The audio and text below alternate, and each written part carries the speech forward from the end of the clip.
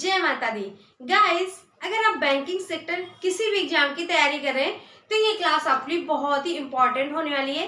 Guys, जैसे कि आप अगर एसबीआई या आईबीपीएस या आरआरबी या आरबीआई किसी भी एग्जाम की तैयारी करते हैं, ठीक है, तो आपके लिए क्लास बहुत ही इंपॉर्टेंट होने वाली है। ठीक है, तो जो गाइस आपके जो बैंकिंग में जो रीजनिंग आती है तो उसी का आज ही चैप्टर है। ये देखिए, ये आज का चैप्टर है, जो आज का टॉपिक है इनइक्वालिटी। ठीक है, तो गाइस मैं बता दूं, जो आपके बैंकिंग में इनइक्वालिटी के क्वेश्चन पूछे आते हैं वो पूछे आते हैं 5 मार्क्स के। आपका पीओ का पेपर हो या क्लर्क का पेपर हो, आपके 5 मार्क्स के जरूर पूछे आते हैं एग्जाम पे। ठीक है, तो गाइस मैं बता दूं कि जैसे कि इनइक्वालिटी को क्या बोलते हैं, इनइक्वालिटी को असमानता बोलते हैं। ठीक है, तो जैसे कि ये देखिए इनइक्वालिटी को असमानता बोलते हैं। तो देखिए जैसे कि इस तरीके से आपका ये देखिए कथन लिखा हुआ है, कथन सबसे पहले लिखा हुआ है, फिर लिखा हुआ है निष्कर्ष।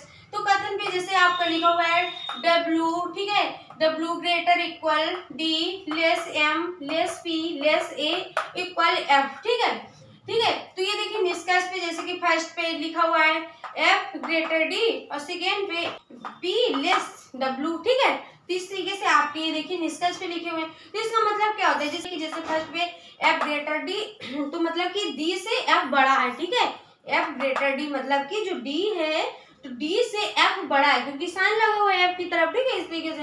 और जैसे कि इसमें P लेस W, तो लेस क्यों लगा हुआ है, जैसे कि P से ये देखिए W जो है वो बड़ा है, P छोटा है, W से P छोटा है, इसलिए P लेस W बोलेंगे। ठीक है, तो इस तरीके से। तो ये देखिए गाइस, जैसे कि कथन आपका रहा, निष्कर्ष रहा, तो कथन को हम क्या बोलते हैं, कथन को हम बोलते हैं स्टेटमेंट, और निष्कर्ष को क्या बोलते हैं, निष्कर्ष को बोलते हैं कंक्लूजन बोलते हैं। ठीक है, तो ये देखिए आपका ये इस तरीके का क्वेश्चन। आज मैं बता दूं गाइस, ये आपका क्वेश्चन बहुत ही इंपॉर्टेंट है, ये आपके प्रीवियस ईयर के क्वेश्चन में पूछा गया है। ठीक है, तो बहुत ही अच्छे से आप देखिएगा, समझिएगा, आपको जरूर से समझ में आती, बेसिक कॉन्सेप्ट से समझाने वाली हूँ आपको।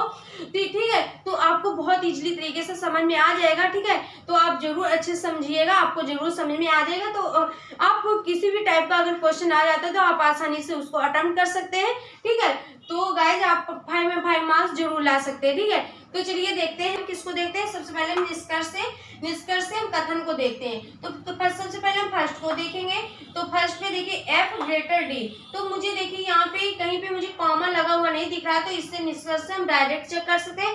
और जब कॉमा लगा होता है तो उसमें हम पार्ट बना के कॉमन लेके करते हैं। मैंने और भी कई वीडियोज बनाए हैं कॉमा बेस्ड आपके इनइक्वालिटी क्वेश्चन का, बट मैं आपके लिए आगे भी और लाऊंगी वीडियो। ठीक है, तो इसी तरीके से आप कंटिन्यू पढ़ाई करते रहिए। ठीक है, तो आपको बहुत ही अच्छे से समझ में आ जाएगा। अगर वो आप क्लास देखना चाहते हो तो वो भी देख सकते हैं, मैंने वीडियो बनाए हुए हैं कॉमा बेस्ड क्वेश्चन आपके इनइक्वालिटी के, बट आपको आगे भी लाएंगे क्वेश्चन। ठीक है, तो जैसे कि ये देखिए F ग्रेटर D लिखा हुआ है। अब मुझे कथन पे ये देखना होता है कि इतने ये कथन जो लिखा हुआ है इसमें F कहाँ पे है। ठीक है, तो देखिए कहाँ पे है, देख लेते हैं F कहाँ पे मुझे मिल रहा है, ये रहा F, तो मुझे यहाँ पे मिला F। अब देखिए क्या बचा हुआ है D, जो हमारा निष्कर्ष में पूछा जाएगा उसी को मुझे देखना होगा। ठीक है, तो F रहा, ये D कहाँ पे है, D को देखेंगे। D से हम F के लिए कुछ इस तरीके से देखेंगे। ठीक है, कुछ इस तरीके से देखेंगे। D रहा, ये F ये, तो देखिए D यहाँ मिला, F ये मिला। ठीक है, तो D ये रहा, F ये रहा। तो अब मुझे D से F तक इस तरीके से देखना है, जैसे कि जो बीच लेटर लिखे हुए हैं उनको इतना मुझे ध्यान नहीं देना, जैसे कि ये लेटर जो लिखे हुए हैं इनको ध्यान नहीं देना इतना, बट आपको किसको ध्यान देना है, साइन को ध्यान देना है। जैसे कि आपका ये देखिए लेस का साइन, लेस का साइन, लेस का साइन और इक्वल लगा हुआ है। ठीक है, तो जैसे कि जब इक्वल लगा होता है तो जैसे मान लीजिए ये देखिए जैसे कि A इक्वल F है।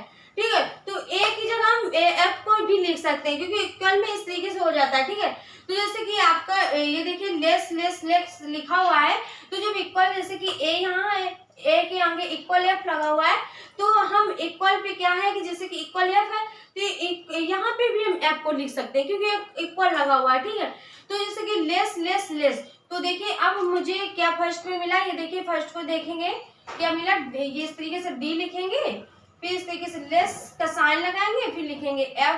ठीक है, इस तरीके से फिर हम देखेंगे कि जो मैंने जो फर्स्ट सॉल्व किया हुआ है, तो अब इस पे निष्कर्ष पे देखेंगे किस तरीके से इसमें पूछा जा रहा है। एफ ग्रेटर डी, इसमें देखेंगे डी एफ पे मिल गया, साइन किस तरफ लगा हुआ है तो देखेंगे एफ की तरफ साइन लगा हुआ है, इसमें भी एफ की तरफ साइन लगा हुआ है, तो ये हमारा निष्कर्ष सही हो जाएगा। ठीक है, इस तरीके से फर्स्ट मेरा सॉल्व हो चुका है। ये देखिए निष्कर्ष राइट आया हुआ है, सही आया हुआ है। अब सेकंड को देखते हैं, P लेस W, तो P कहाँ पे है, मेरे स्टेटमेंट पे कथन पे देखेंगे P कहाँ मिला है, तो P रहा ये, और हम ये देखिए W मिला, तो W देखेंगे कहाँ, W रहा ये, तो इस तरीके से W से P के लिए कुछ इस तरीके से देखेंगे।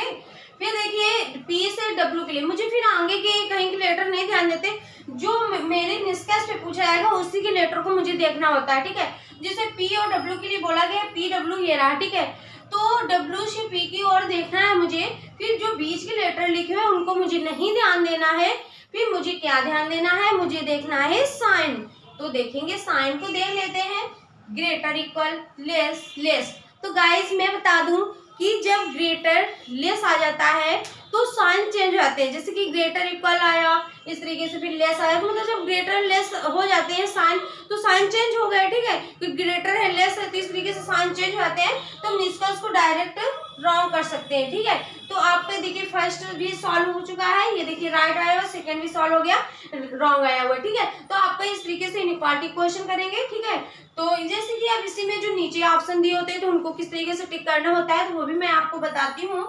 तो जैसे कि आपके क्वेश्चन पे पूछ दिया जाता है कि जैसे कि कभी कभी पूछ दिया जाता है कि सही उत्तर का चयन करना, बहुत ही आपको क्वेश्चन पे बहुत ध्यान देना है कि क्वेश्चन में पूछा क्या जा रहा है। कि पूछ दिया जाता है कि सही उत्तर का चयन करना, कभी कभी पूछ जाता है गलत उत्तर का चयन करना है, तो जो जब अगर आपका पूछ दिया जाएगा कि सही उत्तर का चयन करना है, ठीक है, सही उत्तर का चयन करें। ठीक है, अगर इस तरीके से आपको पूछा जा रहा है तो हम देखेंगे निष्कर्ष पे हमारा कौन सा सही है कौन सा इस तरीके से।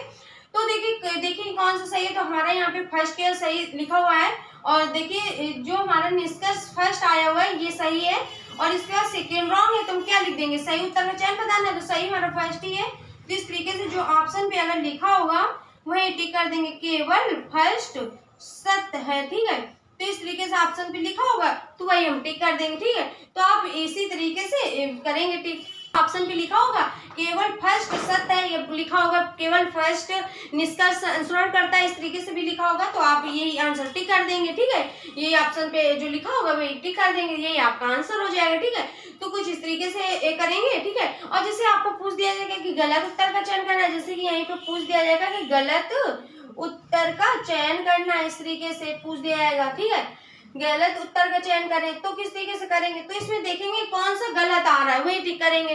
तो देखिए हमारा फर्स्ट तो सही है, सेकेंड रॉन्ग है, तो इसमें गलत उत्तर का चयन करना है, तो इसी को जो रॉन्ग होगा उसी को हम उत्तर बताएंगे। तो जैसे कि इसमें लिख देंगे इस तरीके से, केवल सेकेंड सत्य है, तो देखिए इस तरीके से हम इसमें लिख देंगे जब हमारा गलत उत्तर का चयन पूछा जाएगा। ठीक है, तो इस तरीके से सेकेंड को लिख देंगे क्योंकि सेकेंड रॉन्ग है, यही हमारा आंसर होगा क्योंकि गलत उत्तर का चयन के लिए पूछा जा रहा है। ठीक है, तो गाइस बस इसी तरीके से आपके इनइक्वालिटी क्वेश्चन बनते हैं, बहुत ही आसानी से आपको समझ में आ गया होगा। मैंने बहुत ही आपको बेसिक कॉन्सेप्ट से समझाया हुआ है। तो गाइस बस अगर आप स्क्रीनशॉट लेना चाहते हो तो ले लीजिएगा। ठीक है, तो गाइस बस आपको क्या करना होगा, आपको ज्यादा से ज्यादा क्वेश्चन की प्रैक्टिस करनी होगी। ठीक है, बस ऐसे ही प्रैक्टिस करते रहिए और कंसिस्टेंसी के साथ अपनी तैयारी करिए, तो आपके बहुत ही कम टाइम में आपके क्वेश्चन सॉल्व होने लगेंगे। ठीक है, तो पहले तो थोड़ा एक दो क्वेश्चन में आपको टाइम लग सकता है, आपको मतलब कि करते रहना है, क्वेश्चन आप करेंगे तो आसानी से जल्दी जल्दी होने लगेंगे। ठीक है, कंप्लीट होने लगेंगे, सॉल्व कर पाएंगे आप आसानी से। तो बस इसी तरीके से अपने क्वेश्चन को सॉल्व करिए, कम टाइम में आप सॉल्व करने लगेंगे, और बस ज्यादा से ज्यादा प्रैक्टिस करनी होगी आपको इसी तरीके से, और कंसिस्टेंसी बनाए रखिएगा। तो गाइस अगर ये क्लास आपको अच्छी लगी हो तो प्लीज इस क्लास को ज्यादा से ज्यादा शेयर करिएगा, लाइक करिएगा, सब्सक्राइब करिएगा, और कमेंट करना बिल्कुल मत भूलिएगा, एक कमेंट जरूर करिएगा। ठीक है गाइस, तो बस मिलते हैं नेक्स्ट वीडियो में, तब तक के लिए thank you so much guys, all the best for exam.